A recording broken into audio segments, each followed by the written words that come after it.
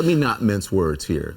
This president traffics in racism and is fueled by bullying, from keeping children at the border in cages to bullying journalists at every one of his rallies and every chance he gets. That's how black people feel. The person who said from Klansmen and racists and Nazis and anti-Semites that there were very fine people on both sides, no one wants to hear that. Lemon's book, This Is the Fire, recounts his country's long history of violence towards African Americans, from slavery to George Floyd. Don Lemon, real pleasure to speak with you. Thanks for joining us.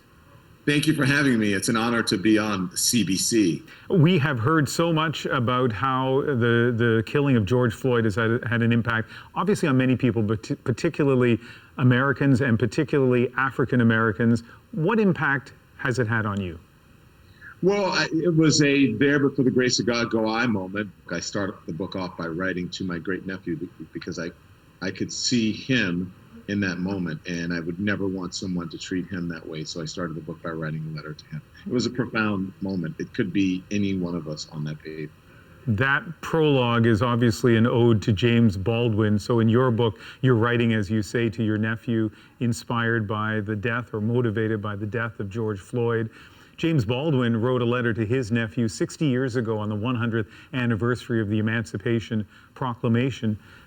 When you look at those two events 60 years apart, these two books and what motivated them, does that inspire you or does that frustrate you, the sameness of it?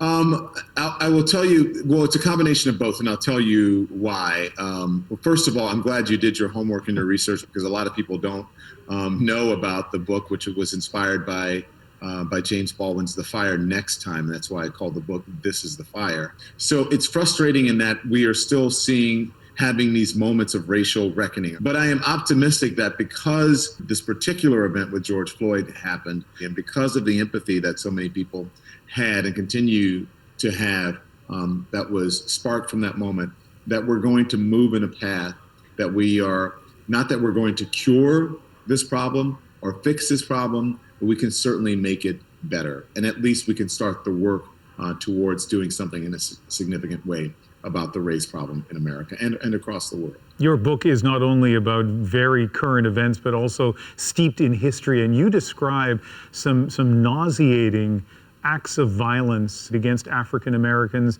in the late 1800s, the early 1920s. And you know, before I read your book, I might have thought of those as being almost ancient history.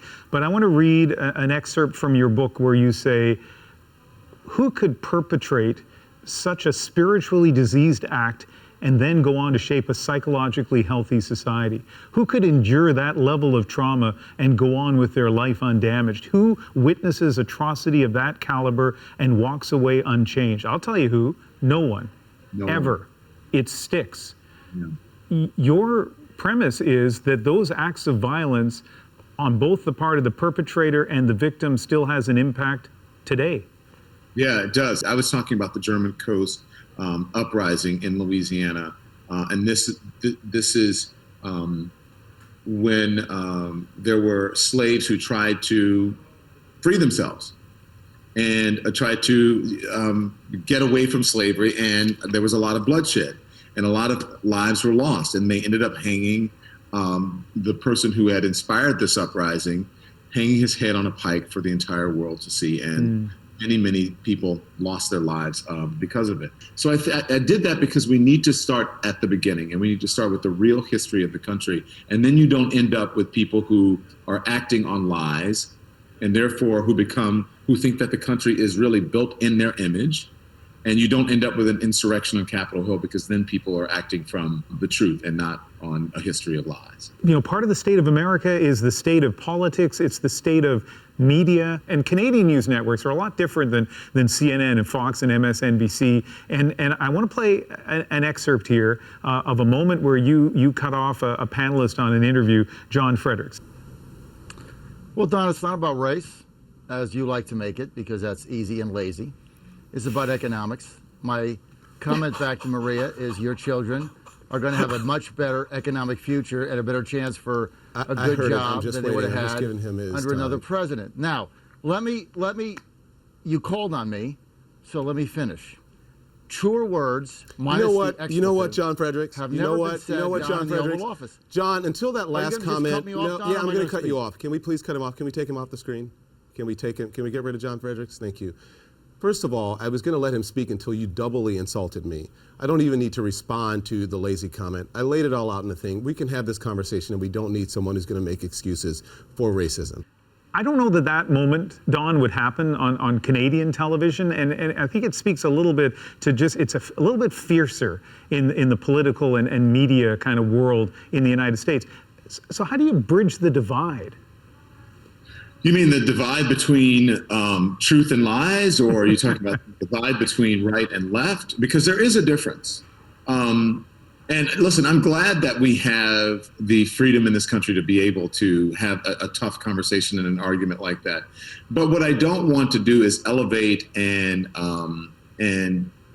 promote liars and lies and misinformation.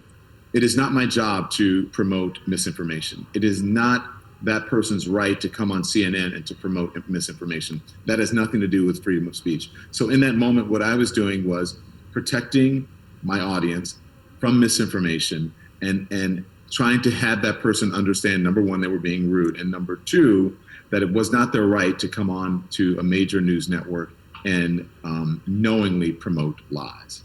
Back in 1992, you and I both remember what happened in Los Angeles when the 4 officers who beat Rodney King were acquitted. And so let's go back to this Derek Chauvin trial now that we're on the eve of.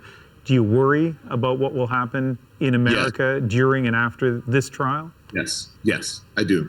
I worry that if it is an outcome that does not deliver justice the way the family of George Floyd wants, the way that activists want in this country, then I worry there's going to be major unrest on the streets in a way that we have not seen before, where the summer of 2020 pales in comparison. Okay, I hope that that does not happen.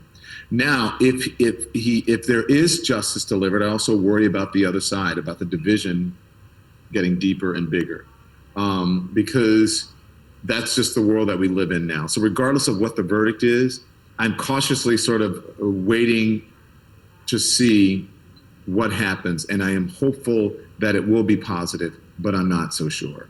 But it's a frightening prospect because we just don't know what's going to happen. We just don't know. Well, I hope people read your book. It is thoughtful and it's informative. I'd be quite happy if people in Canada didn't watch you on TV. That wouldn't bother me at all. Ian, thank you so much. I really appreciate it. I can't wait when we're off of this limited house arrest or whatever we're on right now, so that I can actually get back to Canada and visit some of my friends and some of my colleagues in the media there. It's going to be wonderful.